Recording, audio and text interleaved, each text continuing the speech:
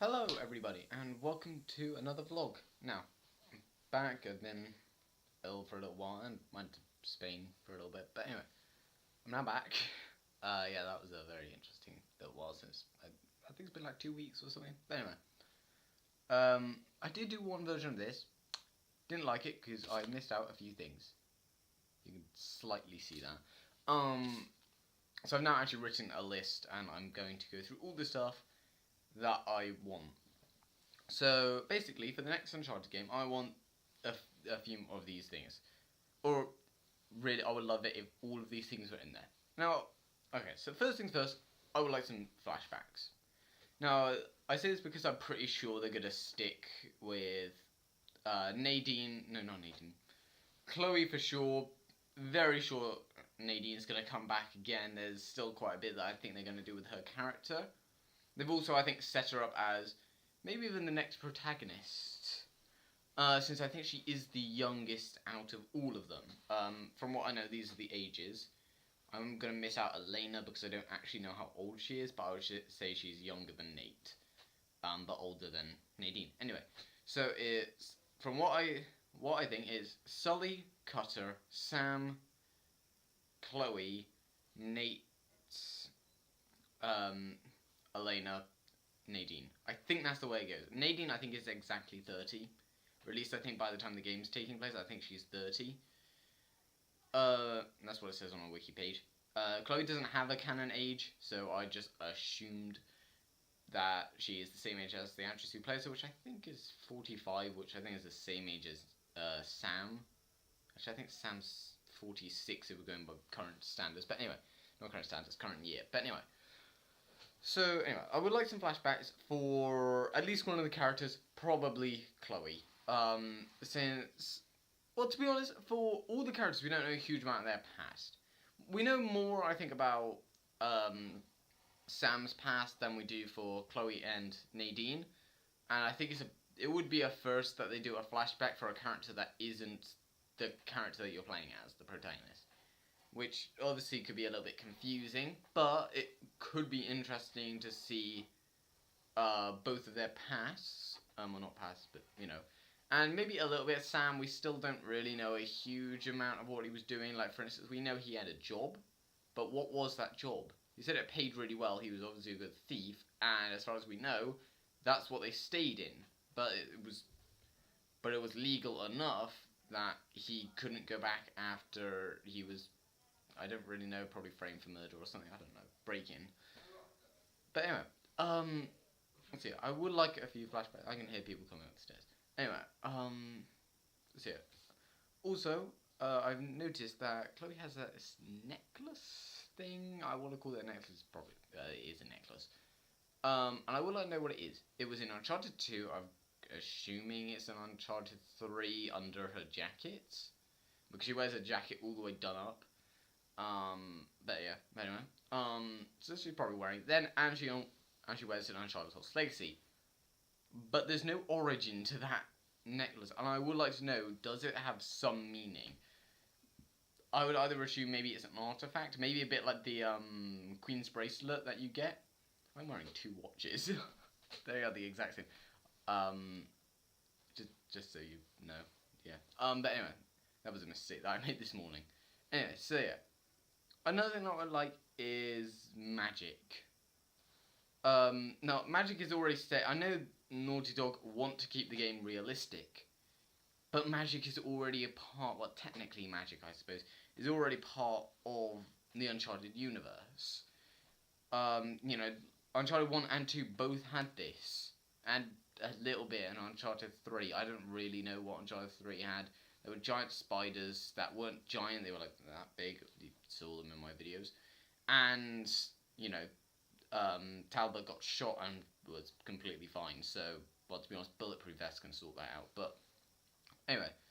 But his, but, you know, the big spiders, I don't know if Uncharted 3, I imagine, you could say had a little bit of mysticalness to it. But anyway. But I think for sure that in Uncharted, I don't know, Lost Legacy 2, it doesn't sound right. Uncharted, you can't really see Uncharted 6 because it's a new sort of area, but anyway. So I think with the next Uncharted, I would like to see a return of, in some form, a bit of magic. It's, as I said, magic is a part of the universe. They might as well let one more game have that. And if, keeping on that subject, I would like to see some monsters return. In particular, I would say something from Uncharted, like things like the Guardians in Uncharted 2. I recently got the Nathan Drake collection. I played through it. I actually thought you could kill the Guardians. You can, just not after a very long time. So after you first encounter them, you can't kill them. I don't actually know what the point in shooting them is. I think it slows them down a little bit. Not enough to stop them from catching up. You've got to roll out the way. But they are terrified when they first attack. If you play on Explorer difficulty, not scary. Well, not as scary, I suppose. But when you play it on normal difficulty, they are terrifying. So yeah, I would like something like that. Something that is impossible to kill or really, really hard to kill. Because that would really make the game feel really quite unique and can add a level of sort of, not fear, but make it feel a little bit creepy. Like, oh no, when am I going to encounter these? Uncharted 1 did have, obviously, those zombie things that looked a little bit like Gollum from Lord of the Rings, but they weren't that scary. I don't know, they were a bit scary, but they weren't, I wouldn't say weren't as scary as the Guardians. It's that thing that you could kill those things. There were just a lot of them. That was what made them sort of scary. There was a lot of them.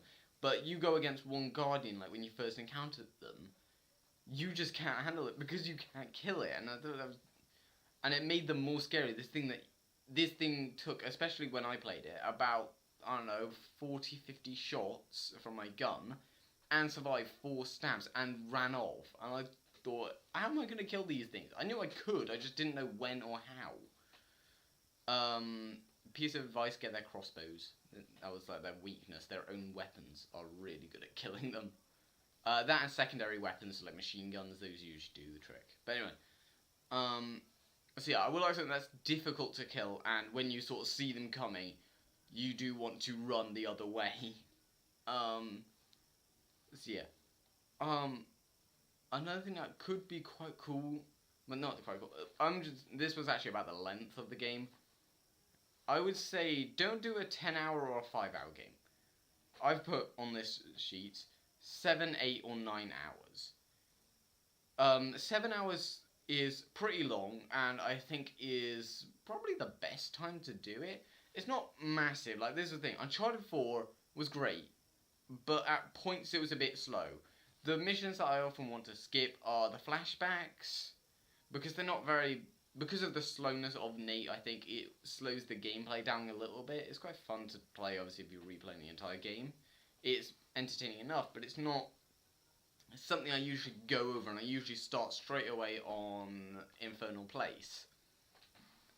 But, and the same thing goes for Scotland. There's 2 Scotland missions. So, the Grave of Henry Avery and Those Who Prove Worthy. Those 2 are a bit, well, those 3, I suppose, and technically the other flashback, that I can't remember what it's called, but the one when they go into, they break into the house of the old lady, I think that was the name. I don't think she actually had a name. No, it was Evelyn or something like that. But anyway, that one I think is quite good. I quite like that one. But yeah, but I think that's the thing. It was so long that there were going to be a few places where the pacing went down, but those areas technically make up probably about an hour or 2 of the game. So yeah, about 7 hours, because Uncharted Lost Legacy had really good pacing. Because there was such a short time that they had to do the story in, there was nothing... I almost want to say it was a bit like Firefly. My nice Firefly shirt here.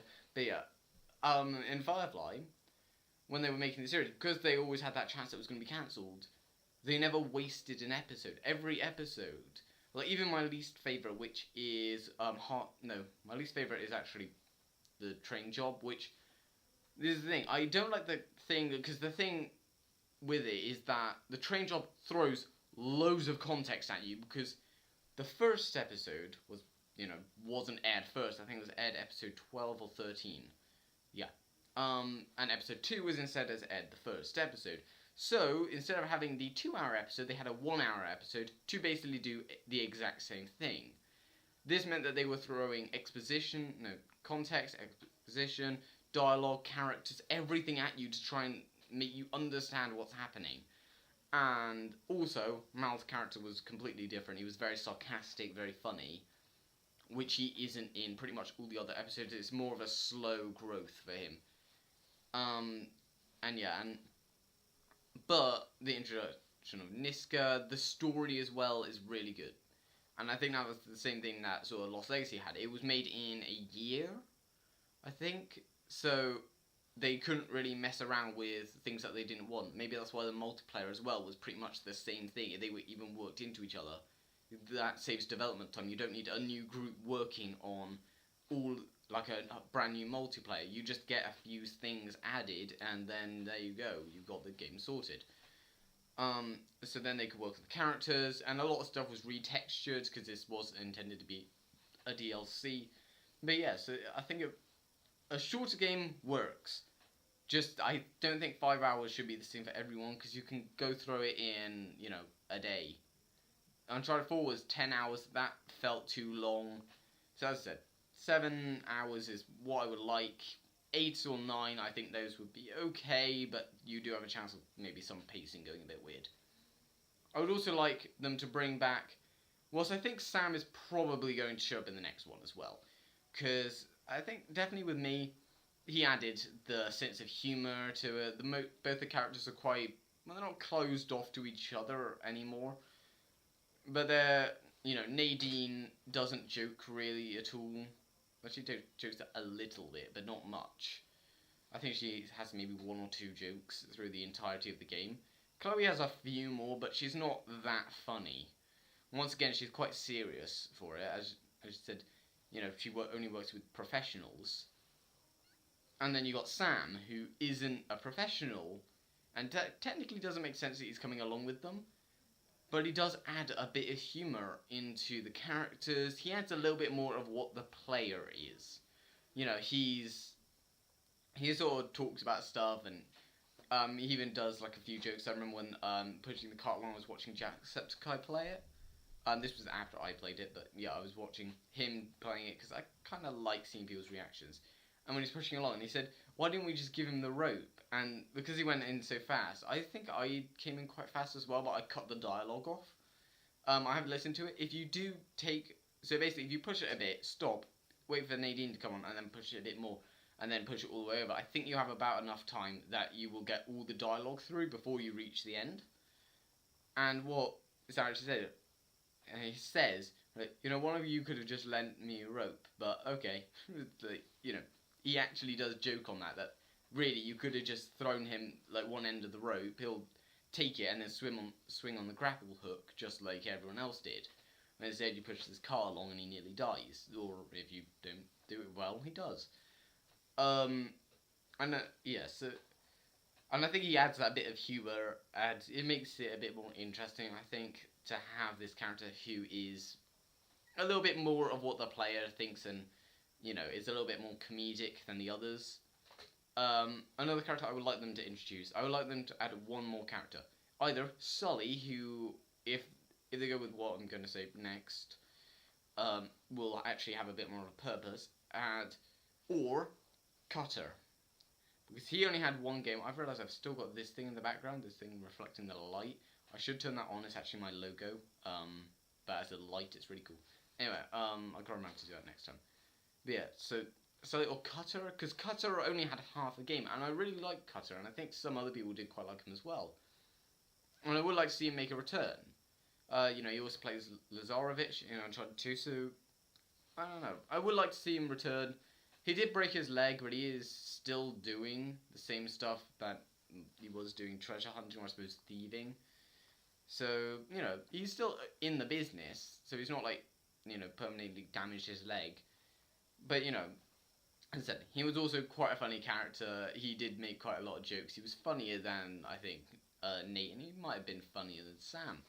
But, yeah, and I think he needs to have more of a game.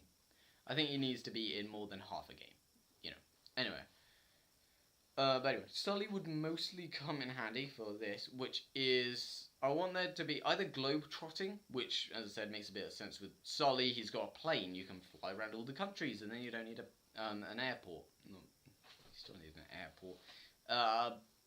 Passport, whatever. To get through security, he can get them around all of that. In his lovely seaplane. And I think that's where it'll come in. I don't think he's going to do, especially if they do the next one and base it more like in the present. Yeah, I don't think he's going to be climbing around. I think he's now 66. I think in Uncharted 4 he's 64. That came out in like 2014, so that's... I'm probably getting that year wrong. I have no clue when Uncharted 4 came out. I know it was after 2012, so I say 2014.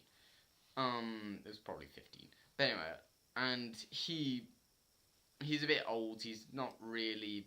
Yeah, it was probably 2015. Anyway, I think he probably won't climb around. He won't get into combat really much anymore. It could be interesting seeing them work around. Like something I remember in Uncharted 2 was this bit when it's like, oh yeah, we need to swing across this, and he goes, you might be able to do that, but I can't. So you got to find another way to get him up there. And I thought they could do that a little bit, but I think doing that constantly would become a bit annoying. So yeah.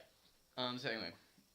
Also in like Uncharted 2 he's like 50, very late 50s, maybe early 60s. I think he was 60 in Uncharted 3. But anyway, so yeah, so I like globetrotting. If not, once again, do what sort of Uncharted 2 did. Stay in the same country if you want. Just move around that country a lot so you get a lot of different conditions. Like, for instance, jungle, obviously the main one. They're always going to include a jungle in every Uncharted game. Technically, Paris had one. It was a bit more of a forest, but they referred to it as a jungle. Thick woodland, I suppose. And I would also like, or maybe snowy mountains, maybe. And I don't know, maybe a hot condition. Not the desert. I don't see how they're gonna work that in. But yeah, they could do that, or more like maybe a beach or something. You know, so you have the at least 2 more sort of skins, and maybe a city. I don't know. They could do that. Anyway, and yeah, and also I would say more backstory for I think Sam and Nadine. As I said, we don't know a huge amount of what Sam did. We know he was in the prison, and he gave us quite a lot of information on what he did in the prison. But it would be interesting to know what he did with Rafe, and what he was doing before they went into the prison. In particular, what he was doing during Uncharted 3's flashback. That is like the main thing. I want to know where he was. I'm assuming other people want to know where he is, because it would fix, if anything, they might be able to fix up why he's not mentioned at all in that. Fair enough, actually, Nate had only just met Sully, but anyway. Another one, Nadine. We got a little bit of her backstory, but not much. Like, for instance, she's got that cut this way. I think I'm looking at my video, and it's a mirror, so it's reversed, which for me, looking at myself, it would be this way, but it's not, it's that way, I think. But she's got that scar. I would like to know maybe where that came from. Fair enough, we never got the scar that was on Nate's forehead. You won't see you might see this on Uncharted 3, but he's got a scar about here. And yeah, and I think they covered it up with hair in Uncharted 4. I don't know why, but he didn't have any scars in Uncharted 4. Anyway, but it would be quite cool to know where maybe Nadine got that scar, because her scar is much more visible than the one that Nate had. And yeah, and I suppose also, and if Cutter's in there, I would like to know a little bit of his backstory as well. Because as far from what we know, Nate knows a few people from Sir Francis Home for Boys, but basically the orphanage where he was. And that would mean that most likely Sam would know them as well. I would say the one that's definitely he knew is Harry Flynn. He's got to have known him from there. But since it indicated that there's more than one person, I've got to assume it's someone else that we know. Obviously not Chloe or anything like that, but yeah, so maybe someone like Cutter, or I doubt Eddie Rajay, but yeah. Anyway, I would like to see where, so maybe hear about someone that maybe that they knew. So you know, maybe have Sam mention them, or, you know, anyway. And also maybe know why Cutter is sort of the way he is. He's definitely a different character to the others, and I would like to know a little bit more about him, because there's not really much known. As I said, he only had half a game, so, you know, we don't know much about him. But anyway, so yeah, summary, I like some Minoria summary, but, you know, main thing I want is flashbacks. I would like to see where sort of, you know, as they said, as Chloe said, she started young. I really want to see maybe her first heist, really, I suppose it was, treasure hunting, the first thing, basically. And also, you know, she's definitely better at combat than Nate was, but she's apparently not trained, as Nadine said. I think this is if you mess up when you're leaving the thing in an Uncharted Lost Legacy, when you're going to all the different points on the map. I don't know the names of the chapters in Uncharted Lost Legacy, but anyway. When you go to the one with the trident in the waterfalls, I think it is. I think it's that one, I'm pretty sure. When you come back out of that one, if you remember, you go into the, like, there's a bit of stealth. I think if you mess that up, which I think most people do, I think you are intended to mess up. Nadine says, you know, all things considered, and one of them was, she said that she doesn't have combat training, which I was a little bit interested in, due to the fact that, you know, she is quite good at fighting. So, you know, flashback could say where she technically learnt, maybe, how to fight in the way she does. Oh, and one thing that I've just remembered, bring back the dodge button. Well, it's not the dodge, the parry button, whatever the thing is. Basically, the ability to stop an attack. In Uncharted 2, I think 3 took it a little bit too far. That's more Nadine sort of style, but yeah. I would like the ability to actually block an attack in normal hand-to-hand combat. Because, yeah, they removed it for Uncharted 4 because it actually made sense. Nate no longer got into fights. Chloe, on the other hand, hasn't stopped, and she is a much better fighter than him. And I'm not sure, but I think we do know that she has been able to disarm someone, and I'm assuming she can probably block an attack. And I feel like if anyone can block an attack, it's her. And they should do the Uncharted 2 system, which was basically if you blocked an attack and then hit square, so triangle and square, you would actually take them out instantly. If you just hit triangle, then you go back into the normal combat.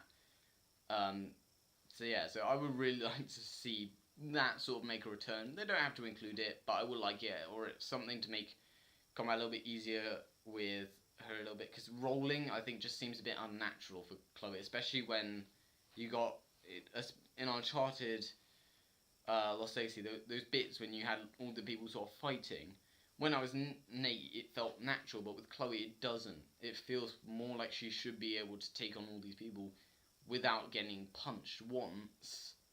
But it's pretty much punch, roll, unless you're doing them one-on-one. But anyway, so that's what I want. Maybe a bit more of a unique boss battle than being stuck in like an arena. Maybe doing a bit like, well,